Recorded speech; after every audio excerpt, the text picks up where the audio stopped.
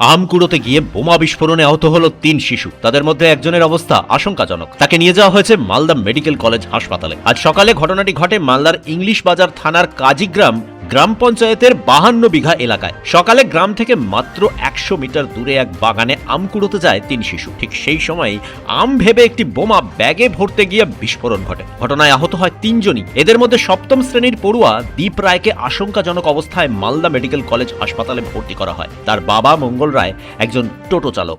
আমি তো আমার বাড়ি এখানে সামনে বাড়ি আমি আমার দাঁড়িয়ে ব্রাশ করছিলাম, তখন দেখি এখানে একটা ভট্টার আওয়াজ পেলাম। তখন দেখছি প্রচুর এখন ধোঁয়া উঠছে। কিছুক্ষণ পরে দেখে 3টা বাচ্চা এখানে দৌড়ে দৌড়ে যাচ্ছে। দেখলাম পুরোটা এখান থেকে হাতটা পুরো নাই এখানে। কটা বাচ্চা হতে হয়েছে? 3 জন বাচ্চার মধ্যে একজন হয়েছে। একজন কি করতে এসেছিল ওরা? আম কুড়োতে এসেছিল মনে হয়। তারপরে তো কিছু বলতে পারছি না, পর্যন্ত হসপিটাল নিয়ে পাঠানো হলো।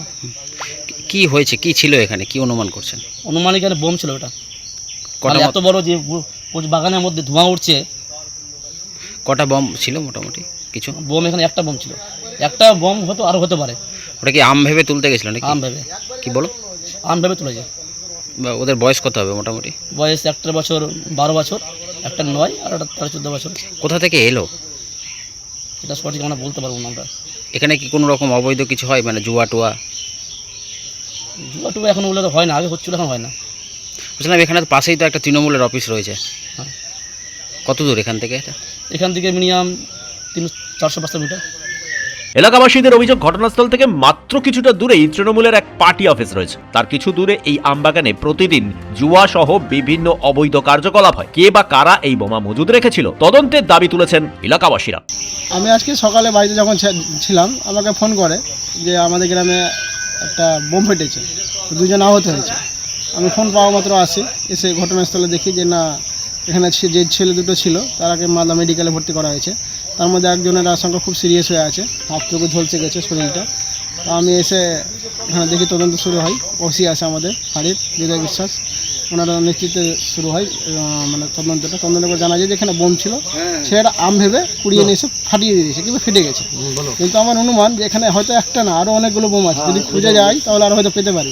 কিন্তু এখানে অবৈধ জিনিস হয়, এখন সেটা আমরা আগে থেকেও কমপ্লেন করেছি যে কীরকম হয় অবৈধ? অবৈধ মধ্যে জুয়া হয়, মদ খাওয়া হয়। কারা যুক্ত এখানে? এখানে তো ধরেন আমরা আগে গোড়াই সবসময় বলেছিলাম যে তৃণমূলের লোকরা যুক্ত ছিল। এখন অনুমান ওরা আছে কি না আরও কেউ আছে, সেটা তদন্ত করলে পুলিশ বুঝতে পারবে। তৃণমূলের পার্টি অফিস এখান থেকে কত দূর? এখান থেকে আপনার 200-300 মিটার দূরে আছে, বেশি দূর নাই, কাছে আছে। আর আমাদের গ্রামটা এখান থেকে 100 মিটার, মানে গ্রাম থেকে 100 মিটার দূরেই জিনিসটা হয়েছে। কজন বাচ্চা ছিল এখানে? 3 জন ছিল, আপাতত একজন সিরিয়াস হয়েছে, 2 জন মোটামুটি নর্মাল ঠিক আছে।